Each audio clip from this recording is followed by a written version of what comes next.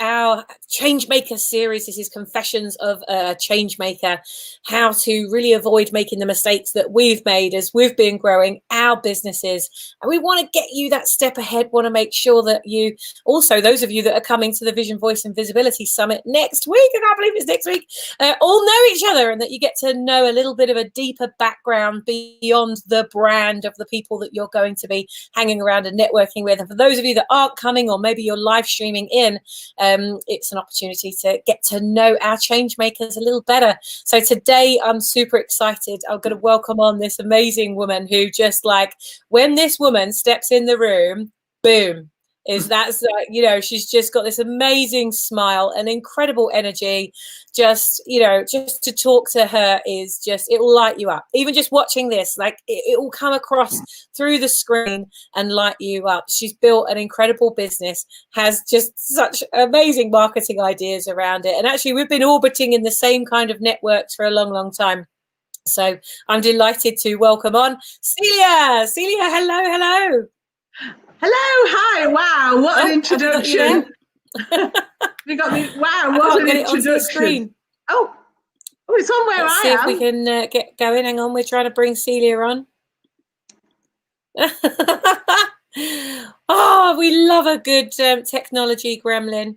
It says I'm in the show. Just try here. There we go. Go. Right, okay.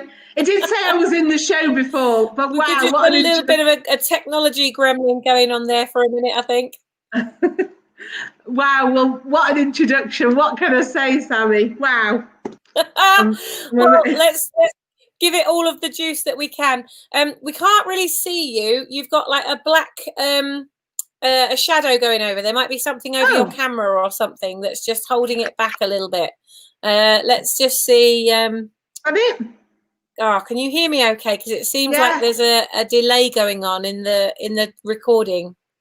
Oh, I'm all right. I can see you. I could see you before, and now it seems to have gone off.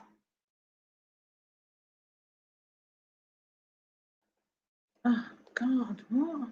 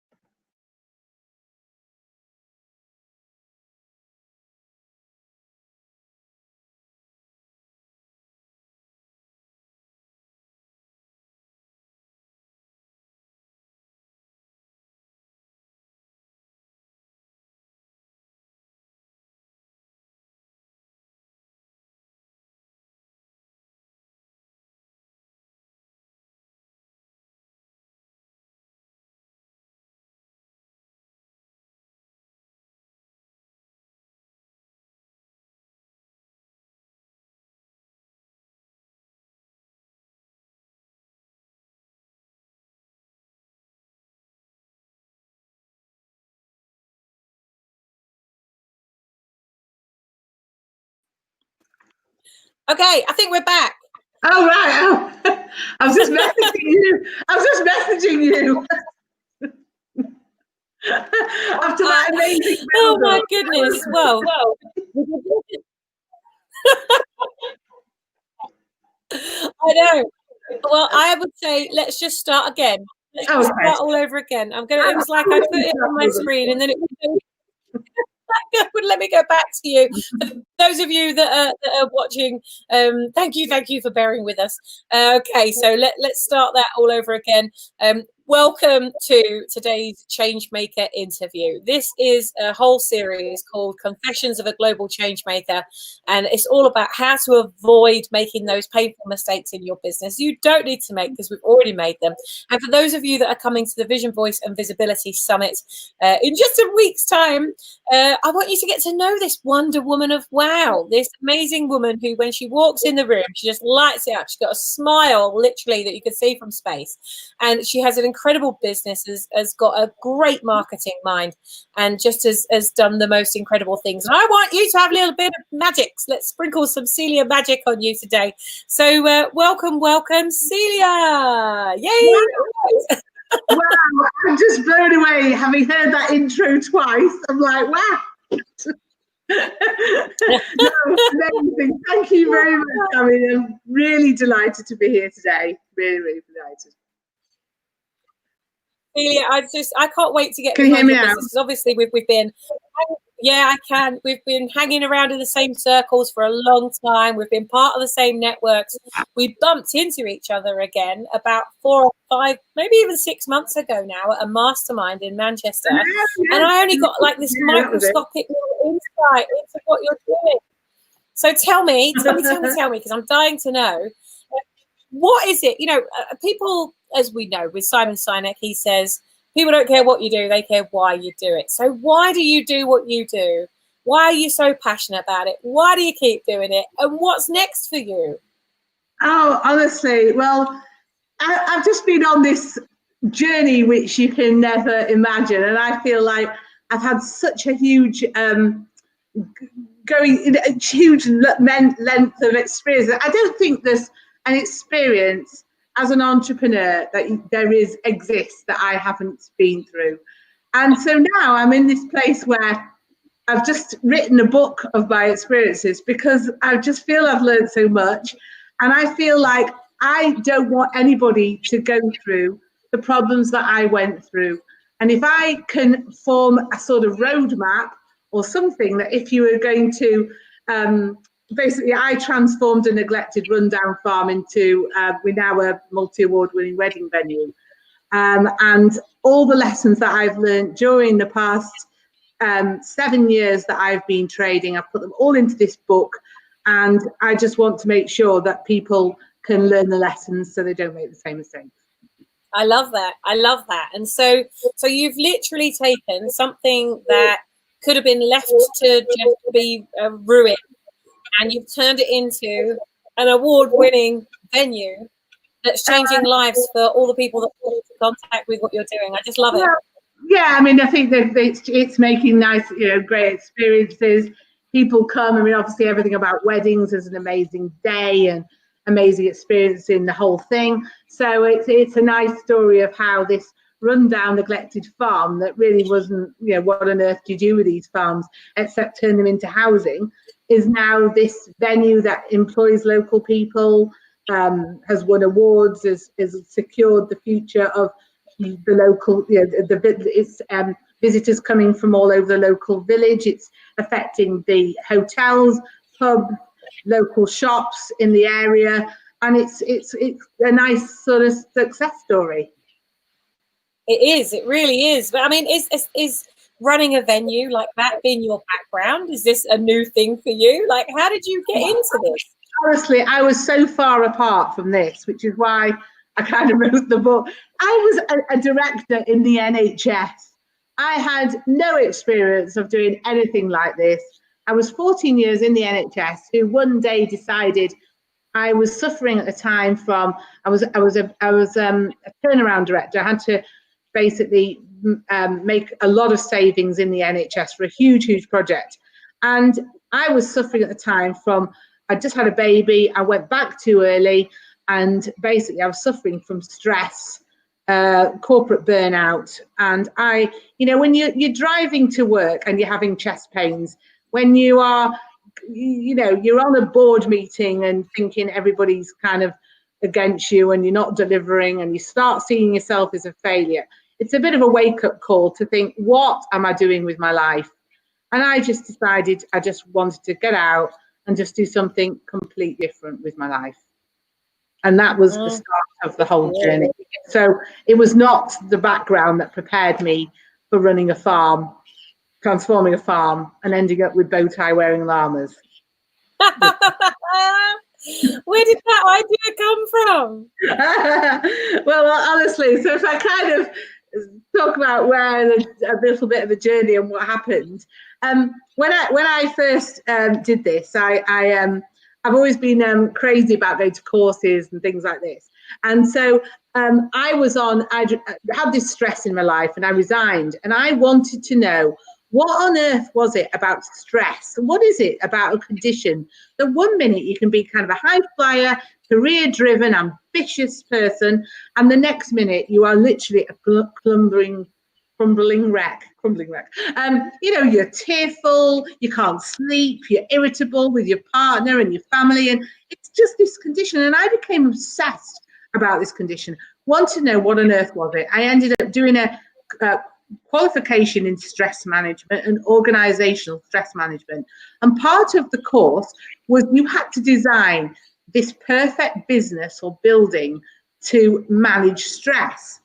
And I did all this research and said, actually, my partner has got a rundown farm. Why don't I transform the farm into this perfect vision that I've been planning through this course? So I decided to do just that. And it was, I must admit, a little bit of a spur of the moment decision. And I set about doing this, but I'd worked in the NHS where huge business cases for doing anything with a norm. You never did anything without the business case being at least about 25 pages. So when I had written all this into a plan and I went and visited 195 venues, got all these ideas, but I knew nothing about building. I knew nothing about going for a bank loan. I knew nothing about raising finance. I didn't know anything about installing a wind turbine. All these things I had to kind of figure out as I went along. And I've got to be honest that when I say I've been through every experience, I was rejected by 5 banks when I applied for the loan. And it was only when there was an organisation that came along called Access to Finance, who slimmed the business plan down from 50 pages to 3 pages, went to a bank and it was accepted immediately, was like the first thing around kind of how to write a business plan and don't make it so detailed that nobody can see what on earth you're going on about. And then finally I get the money and I'm going, right, okay, I've got some money, I could do this. Let's try and put in planning permission for the farm. So I've kind of done these hand in hand, and I was rejected for planning permission. And I couldn't believe it, because I was like, this is a neglected, rundown farm. I wanted to create employment and tourism and opportunities and everything else, and they just like downright rejected the idea. So 18 months later to get the planning permission, frustration and bureaucracy don't even come into it. And a big part of what I learned was how to get that planning permission and all the things I should have done. But there was nothing to help me do any of this. So I honestly had to figure it out on my own and do all this. And then when the builders come along, I get the builders and they start coming along, and I'm going, can you just do this? And can you just do that? And can you just do this? And I didn't realize that all these can you just do this mount up. And so by the time I paid the builder, and then he goes, here's all your extras. And it's like he wanted another £42,000, which I didn't have. And all my money at the beginning that I was going to spend on marketing and spend for the first few months just to get customers in the door was handed over to the builder. So that's the second mistake I made around all of this. And then when, I don't know if you want me to continue or... Keep going. Brilliant. And then when I come along, I hadn't even opened the doors, and this man turns up. I think I was painting the walls or doing something. And he turns up and he goes, I'm from the Business Rates Inspectorate. I was like, who are you? Now bear in mind, I'd had help on my business plan. I'd helped with banks. Not one person had said to me, where's your line in your cash flow forecast for business rates?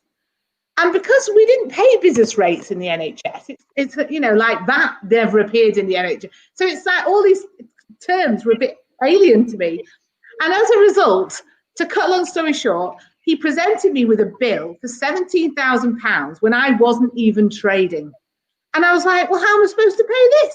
And I started this massive journey on going and looking who I was being compared against, go and get the reports. One day I got in the car and I drove to literally every single company they compared me against. I got out, I photographed that business. I got back in the car and I did that. I drove 106 miles in one day along country roads, looking at all the businesses they compared me against.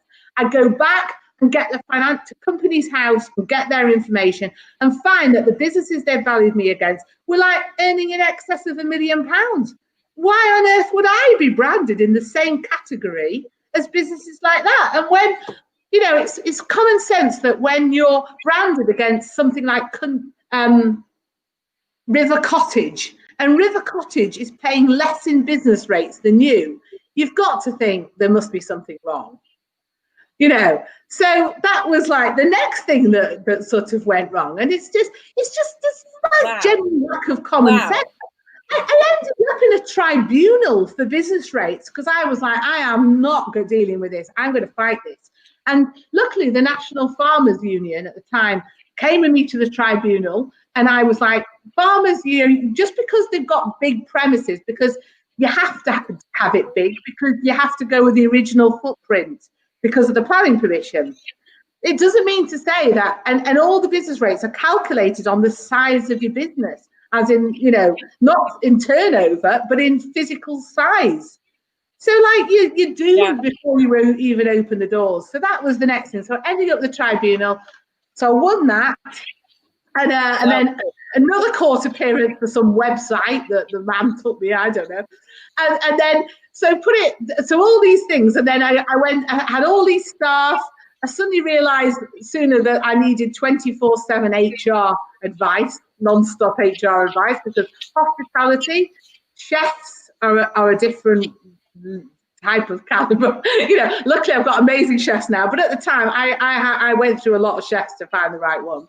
And I actually went through 5 accountants, seriously, to find the right accountant.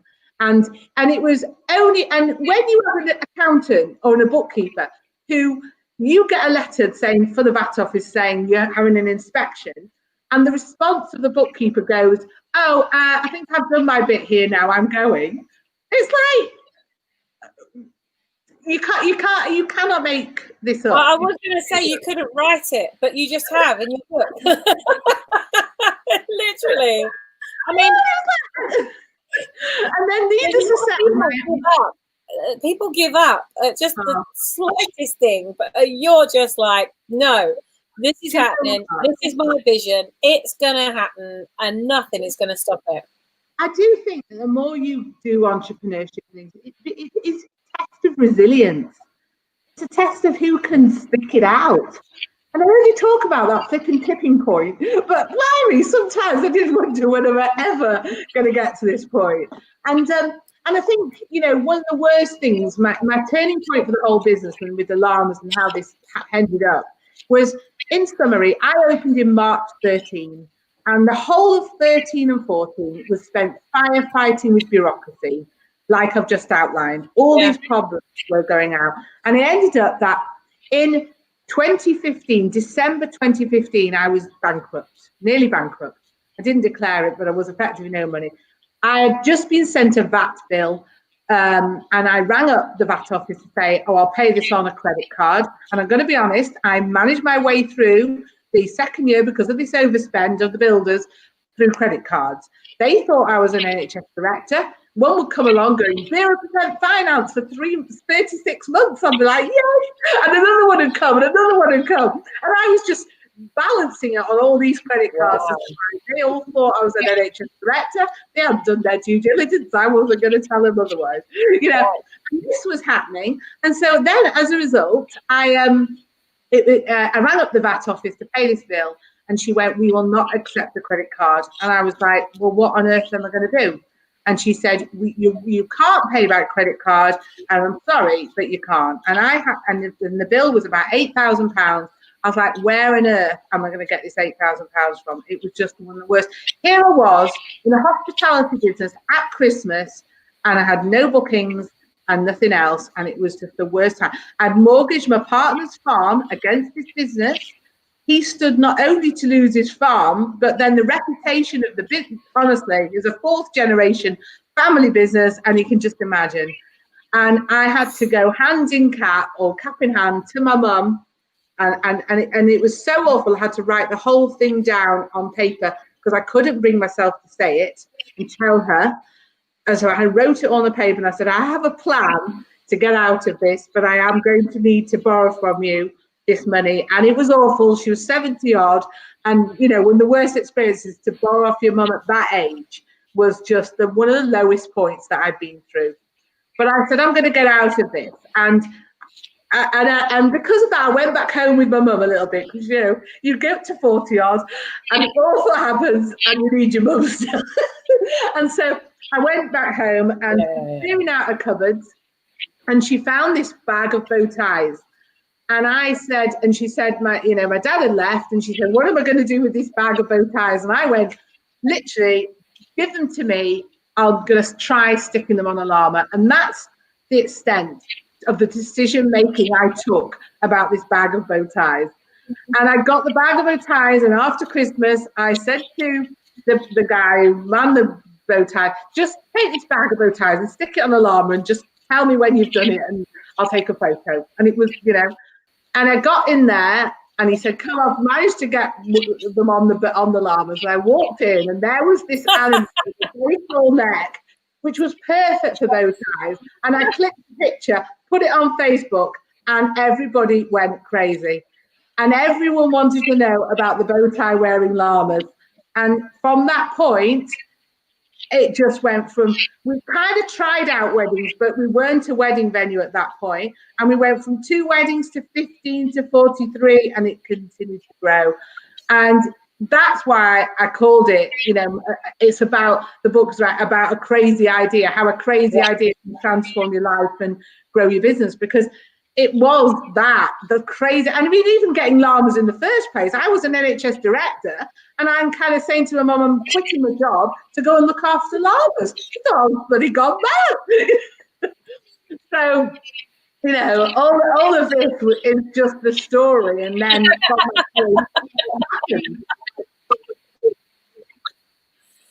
wow. I mean, I mean, I've always been blown away by you. Your presence, your drive, your commitment, your determination, the resilience that you have. You know, especially getting to the point of almost bankruptcy. You know, everything to lose, but not only everything of your own, but everything of your boyfriend's, your mum in her 70s. There was so much to lose.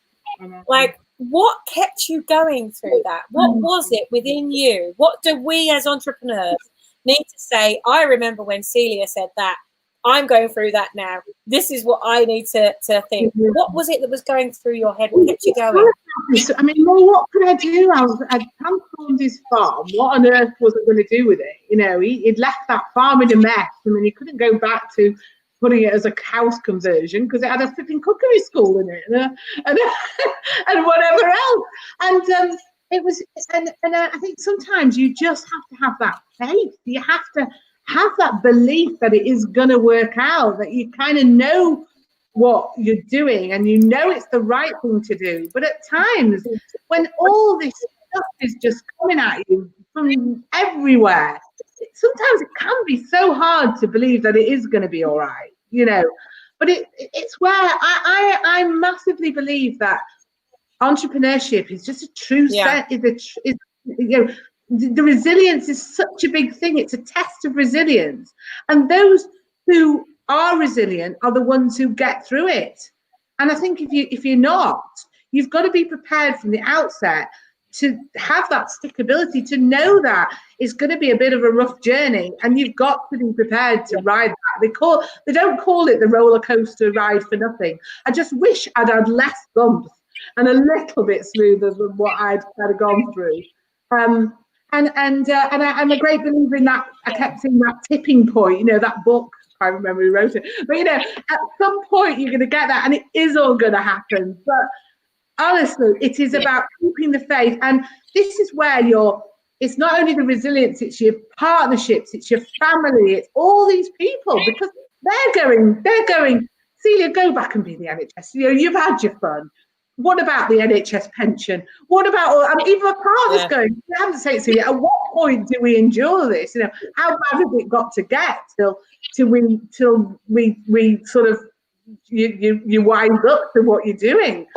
And honestly, the faith thing is a massive thing, the resilience faith, that's all I can say.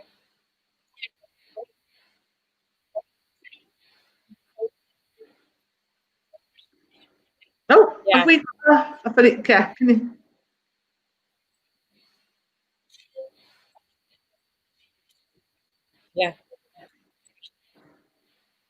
Yeah, you know, there's a lot of entrepreneurs out there right now. It's coming up to Christmas, and we're coming to the end of not only a year, but no, I think we're back. You know, it's coming not only to the end of a year, but the end of a decade. We're going into a brand new period of time where, you know, there's kind of anticipation, but there's also that sense of, oh my gosh, I didn't achieve what I wanted to this year. You know, or things haven't been easy this year. Oh, you know, I can't even believe we've got another year for me to get through now. You know, and I've seen you know, maybe for those of you that are watching this now or watching the replay, maybe that, you know, this year hasn't gone to plan.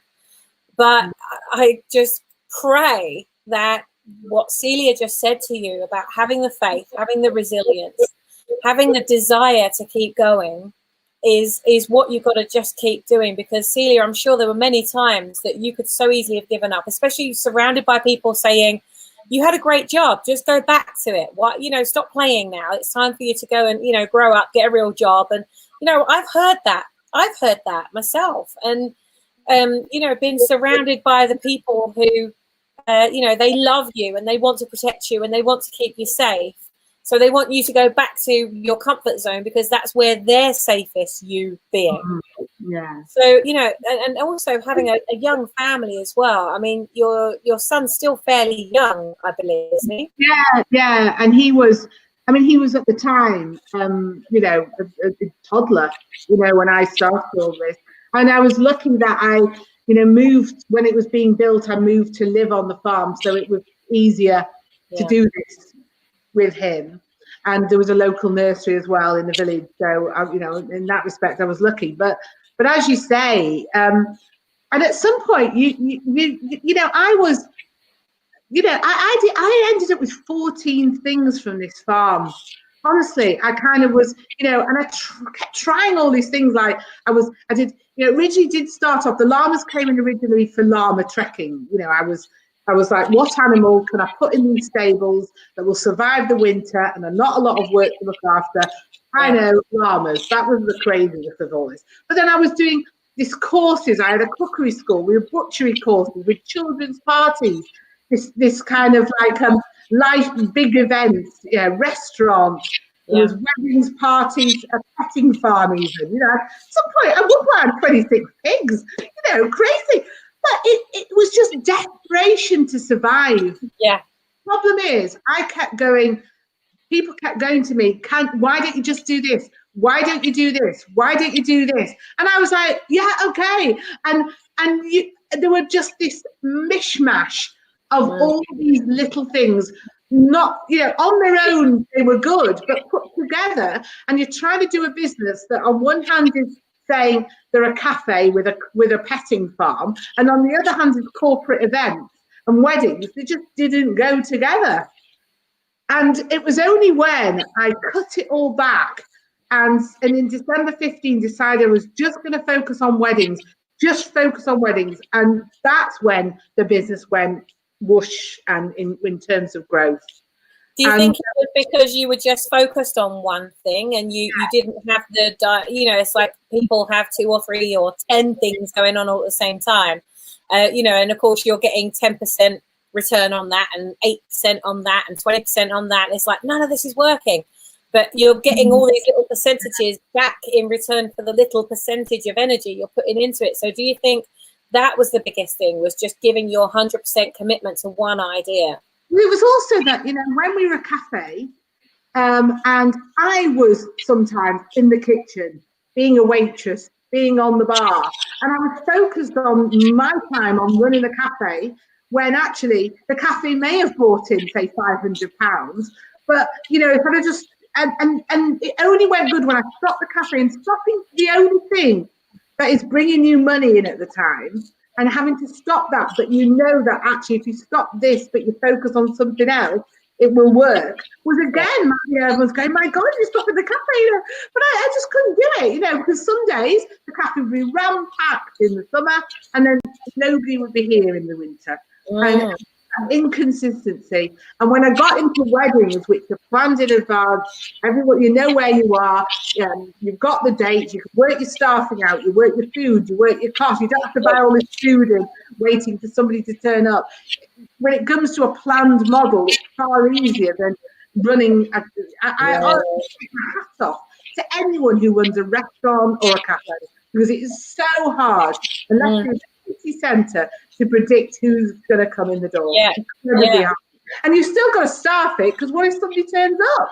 You still got the staff hanging around, but incredibly difficult business to do. Hospitality is.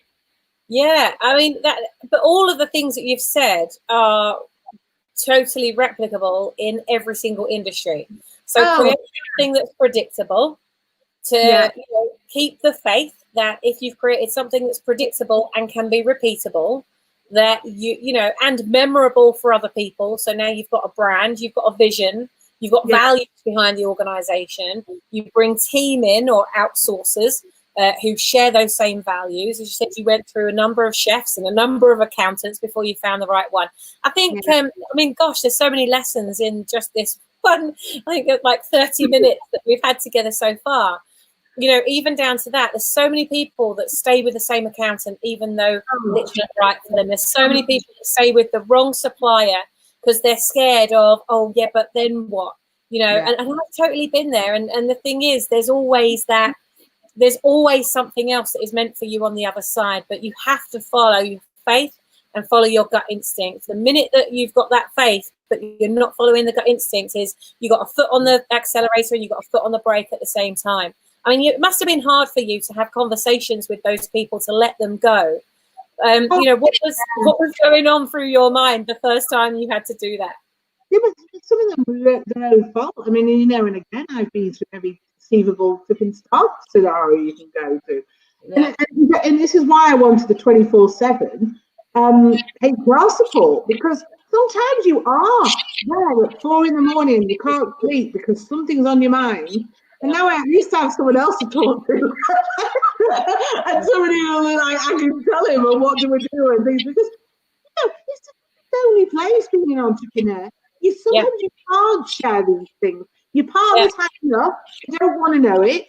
Your friends have all long gone and said, oh, for God's sake, I'm going to go out with you, but if you start going on about your business, that's it. And especially when, I have a rule at home that I don't talk to my partner about this business because he's probably sick of it.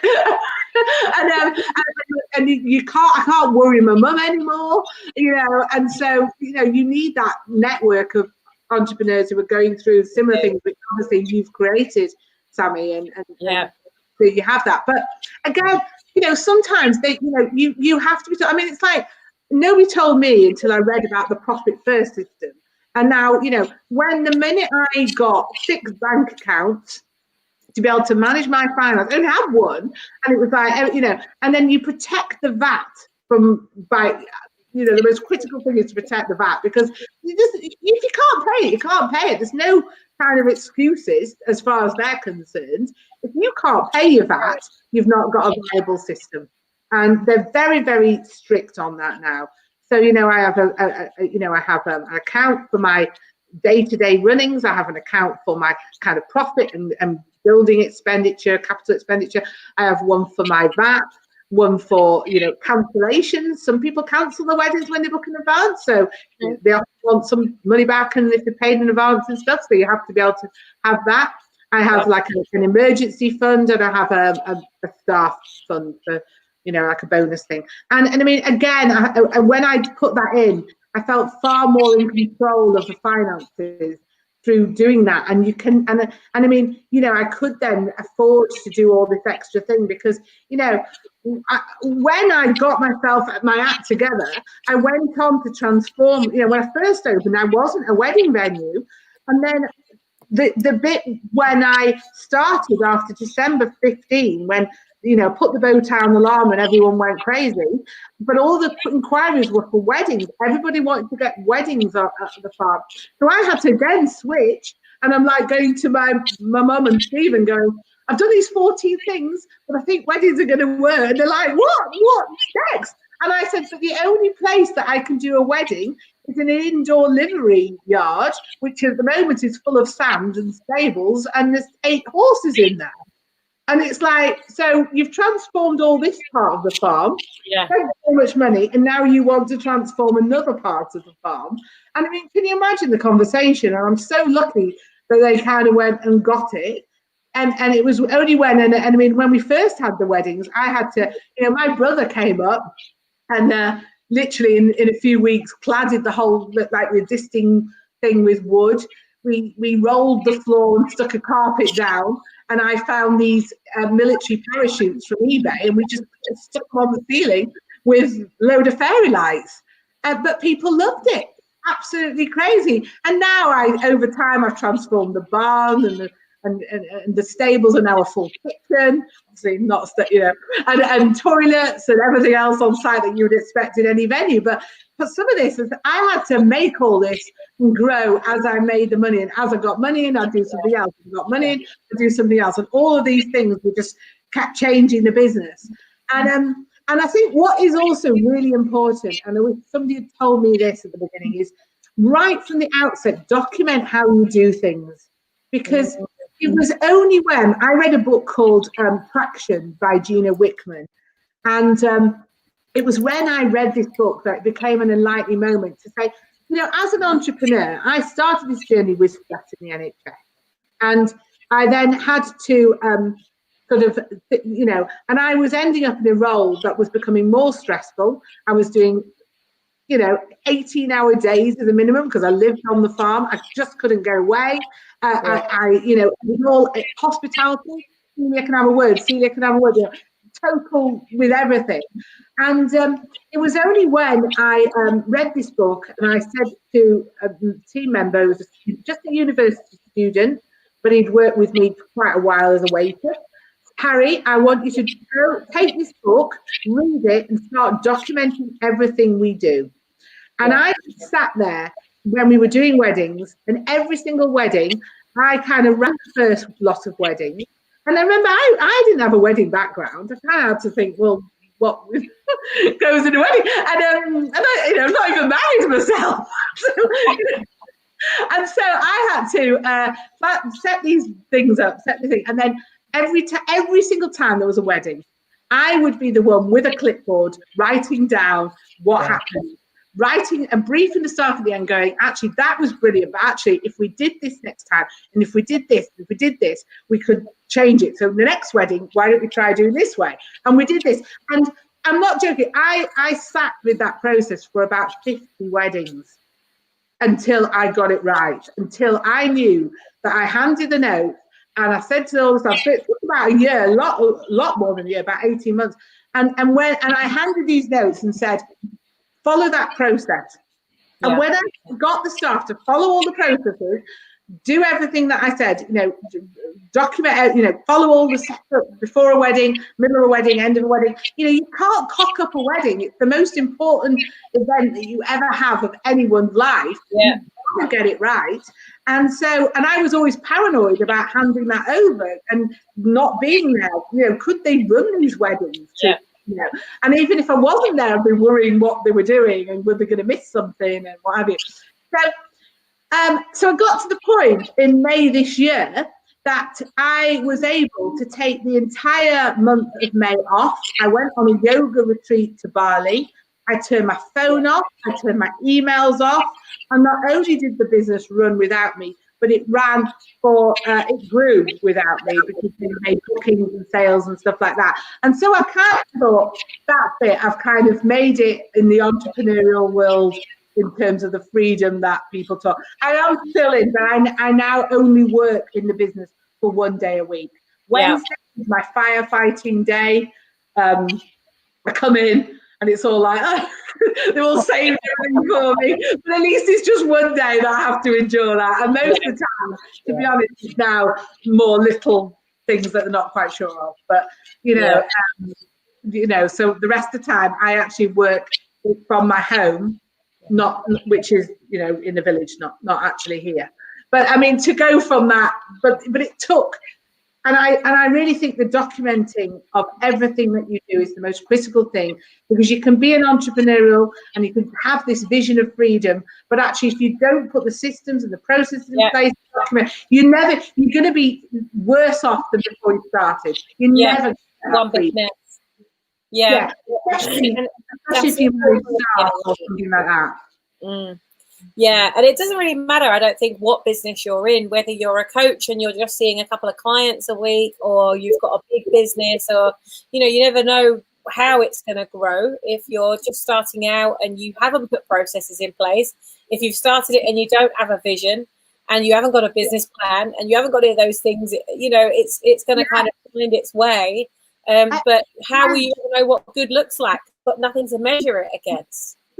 Exactly, but my point is that if I can document everything to run a venue and all the things that were involved in one of the most complex things is a wedding, then really you can apply what I'm saying about systems and things to any business. And it's just that every time you send your emails, every time you create something, every time, just start videoing it or using Pacify or documenting how you do it. And even if you're a florist, start documenting the bunches of flowers. Even if you're online, start documenting the way you do sales calls and things. And after a while, I have now a big folder with about 300 processes in, from how to cut the butter to how to run a wedding. But my business is a lot more valuable with that folder, because I could sell that as an asset with this business. But you can't sell a business that's totally reliable on you, and that if you go sick, it falls down. Absolutely. Well, I mean, you don't even have to sell your business. What you've just created is an asset that you can sell to every other wedding venue in the world. That's very easy. And again, this is something, and I mean, again, with the staff thing, I mean, going back to the staff, I created a really simple culture. And my culture is do great work, give a shit, and don't be an asshole. Yeah. And that's the culture I created, because I had to create something that would relate to young people and make them understand what we were about. And if we follow those three principles, it's kind of very, very simple what we do. So give them to me again. So do the right thing. Do great work. Oh, do great work. Give a shit. Yeah. And don't be an asshole. Don't be an asshole. I don't know if you can put that on your screen. My mum said, "Oh, this is disgusting, Celia. You shouldn't be putting things like that for young people." But it relates to them. They understand it. Create a great culture behind your brand. Do great work. Give a shit, and don't be an asshole. Yeah. I think that's we had this exact conversation in Cardiff when I was talking at an event in Cardiff on Tuesday this week. And that was one of the things that, there were 3 of us that were interviewed, and each of us were, you don't have to be an asshole to be in business.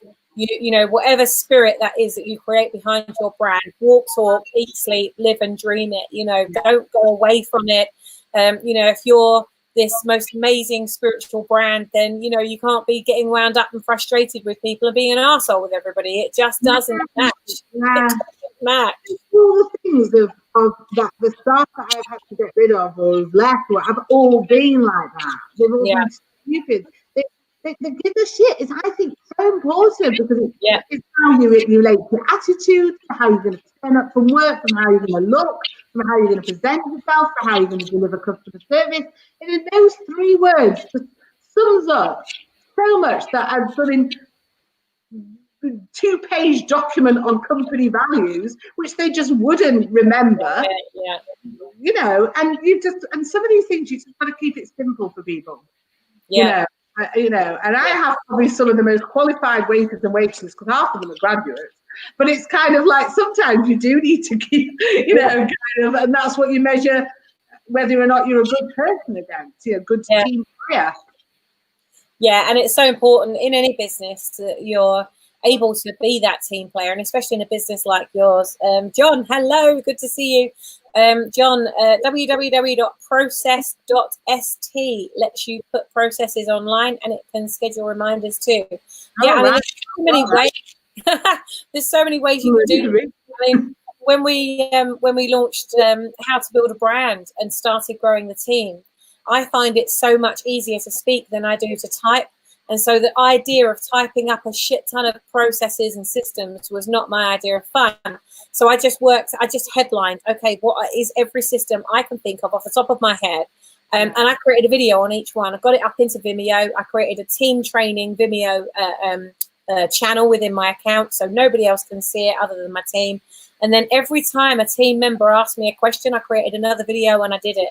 And then they got to the point where they were creating the videos and they were putting them up there. And so if ever I've had a member of staff or a new outsourcer come and replace one of the others, it's been super, super easy. In fact, at one point I had 23 outsourcers all around the world, and I'd never even met them because literally they were coming on board and I was just pointing them straight to the team training channel. There's all the brand guidelines. There's everything you possibly need, you know, and everything had its place. And we weren't even a big business then. And so what Celia is saying to you is totally spot on. Wherever you're at and whatever business you're in, you need to systemize that process. And especially if you're starting a new business, is, you know, just, I know it's really arduous. It's a pain in the backside, totally annoying, right? Especially if you're a creative and you've now got to do this logical thing. It's like, you know, it's like turning the creative tap on and off because you're having to stop to make a note of it. But even if just for the next week, write down every single tiny little thing that you do every single moment of the day to the point you get to the end of the week. Look back on that. And what you'll probably find is that there's a ton of C skills that are not your A game. There's a ton of stuff on there that somebody else could be doing that if you were just to, I mean, I always think, well, it's easier to do it myself the first time. And it's so easy to say, oh, I could do this myself. Why am I telling someone else? But the point is when you train them that once, so it takes you that little bit longer to do it that first time, but then they're going to do it each time after that. So I usually do things myself first, but I record myself doing it, so I never have to do it again. I think that's such a really valid point, Celia, of making everyone. Sorry, but I also think it's essential because you go on holiday, or if you're unable to buy a bus, what happens to your business? But there's so many people who don't do that, and there's so many people who kind of go, "Oh, well, I don't really need it." And it's for me, it's the most critical thing. My mistake was not doing it right from the outset, because as you build it, you got to catch up. This way, and also I think when you do go away, it stops you worrying because you know that the staff or whoever are going to do it the way it's documented. And if it's not done the way it's documented, you want to know about it. Yeah. You know, and now all I have is a scorecard in place, and I have this one thing which is the most critical thing, and I want to know how many sales they've made, how many inquiries, how many phone calls, how many, you know, what social media they've done, how much bookings they've made. And it's on one sheet. And as long as I get that each week, you know, leave them to it. You know, I'm not one of these kind of managers. You know, I'm only here one day a week. So they've got to get on with it. Yeah. But to be honest, that's because you've got that visibility in your business and you know what's going on. But you must make sure that you get that scorecard. Yeah. I think that's a brilliant idea. So guys and girls, do you think that's a brilliant idea? Give me a yes, yes, yes, or a thumbs up. Show us some love on here. Celia, I think, oh gosh, like there is so much information in your head. Extract all of that, you know, from one business, everything that you've learned from each mistake, all the arrows you've taken in the back, all the hurdles, all the reasons that you could have given up so easily. Big reasons that you could have just said, you know what, I'm done. But you didn't. You carried on going. And like you say, that faith, in the one drop movement that I'm just about to launch within the pendants. So we've got the one drop pendants now that we're now ready. Look how shiny and lovely they are. So in the packaging, I've been writing in it, faith as small as a mustard seed can move mountains, because even the tiniest bit of faith. You don't have to be somebody that goes to church every day, or, you don't have to be that a religious person necessarily to have faith. And to have faith in your idea is like the biggest thing that you can ever do. Celia, you're going to be at the Vision, Voice and Visibility Summit in just over a week's time. Like, who wouldn't want to hang out with you? Who would not want to come and sit next to you and just break bread together and have a drink in the bar and find out more about how you can support each other? I mean, you've done so much already. Why are you coming to the Vision, Voice and Visibility Summit? Because I'm a never-ending student, and I just, I love learning, and I just think, I'm a massive reader, love doing courses and learning, and I think if you stop that, your business starts kind of going. I think an essential part of a business owner, stroke entrepreneur, is to completely dedicate so much time per week to continuously improving yourself, because I think it's critical. It is critical, and I'm so glad that you said that. There's so many people that are, oh, but can I afford the time? I haven't got the money, or oh, how am I going to make that happen? But you made it happen with everything going against you. I've made it happen with everything going against me. And what you'll find within that room at the summit, every single person in there is there because they had everything going against them, and they still pushed on, because the whole seed of the idea, the vision was stronger, the faith was stronger than the fear of failure. And I think that's such a big thing. We were talking about failure last night on the interview yesterday. Because it can totally paralyze you from moving forward. And I think, there's this element of actually having some fear is healthy, because it helps you to keep going. If you didn't have any fear and you became this arrogant person, then you'd be even lonelier in business, and you'd start losing customers as well. You clearly have built a culture and a spirit within your organization that you've been able to replicate, and now you've got that team, and they can now bring the right people on to replicate. It's kind of like 8 years ago, I made this decision to do this farm. And 8 years ago, I wanted to do something that would change my life and transform this kind of neglected farm. And the decisions I made like 8 years ago have come to fruition. I mean, 8 years ago, sustainability wasn't a really big thing. Farmers were not really around. Well-being wasn't talked about. And so all these things that I've kind of based my kind of values of a business on. And now, like, llamas are on Fortnite and Imperial Leather and Smarties. Sustainability has never been so high on the agenda, and so has well-being. And I was just lucky. But I think part of it is pick these things that you kind of almost know are going to be future-proof, big trends now, and you see them. And build on those, build those into your core culture and values, because that's when you can, people will always want that. Yeah. And it's, it's not only having the faith in the idea, but it's also having the mindset, the strength of mindset, that no matter what, you're going to see it through. It's knowing when to give up is a big thing. It's knowing when to quit on which things. Sometimes people quit the business, and it's not the business they needed to have quit. It's just one of the elements within the business that they needed to replace with something that would give more of a positive outcome. And they write things off too quickly.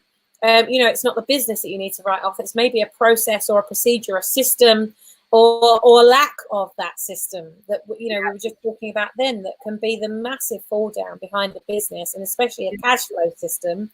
Making sure you've got something there to be able to do that. Oh my gosh, I wish we had even, like, we've been going nearly an hour now. It's just, I could talk to you all day with so many things. Celia, what's your book? How can we get hold of your book? Why put a, what is it? We got why put a tie on a llama? I'm a llama. How a crazy idea can change and transform your life. Hang on. How a crazy idea can change your life and transform a business. It's not available yet until the 10th of January, 2020. Oh. But it is on pre-order on Amazon at the moment. It's brilliant. I think it's great. Celia, you've just been one of the most fun guests that I've had on this show so far.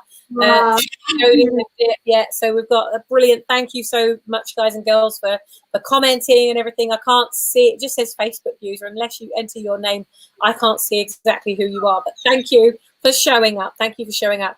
Now the Vision, Voice and Visibility Summit is coming up pretty fast, so we've got about 10 days before, or even 9 days before we're going to be there. Friday, the 6th of February? Where did that come from? Friday, the 6th of January is the pre-drinks. So for people that are coming, we've got a 6:30 till 9:30 p.m. pre-registration, and everybody's turning up. They're all networking and all going to meet each other. We've got people flying in from literally all over the world. I had another 2 people confirm from Calgary in Canada last night. You know, people are literally coming in from all over to Manchester. Like, I can't get people to come from Leeds to Manchester, but I can get them to come in from all over the world to Manchester.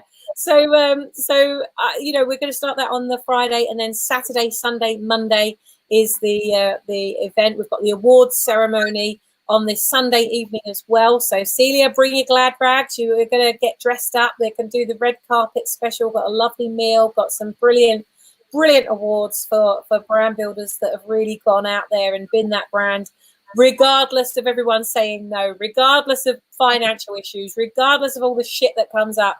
They just said yes, and they worked out a way. So if you haven't got your ticket yet, make sure you get your ticket to the Vision, Voice and Visibility Summit. The link is there for you to go and get it. Celia, thank you so much for being so fun, so willing and so vulnerable to share what's happening with you. I can't wait to spend 3 whole days with you next week. Me too. Oh, thank you. Really good. Well, we'll make sure that this video is available to come and watch the replay. Hello to those of you that are coming on. Make sure you go back and watch from the very beginning. Going to end the broadcast now. I'll be back at 8 a.m. tomorrow morning for step 4. We're on step 4 of the 9-step series of how to destroy your personal brand, because I want to make sure you're not doing any of these things. So come and join me on this channel at 8 a.m. tomorrow morning. And then we'll be back at 5:30 p.m. tomorrow evening at GMT time. That is for those of you that are on GMT or somewhere else around the world. And we'll be back with the final interview of this week. So take care. Have an amazing day, morning, night, wherever you are, whatever you're doing. We are sending you loads and loads of love. And Celia, I'll look forward to seeing you. And those of you that are going to be at the summit, I'll look forward to seeing you next weekend. Yeah, I'll see you there. Bye. Bye.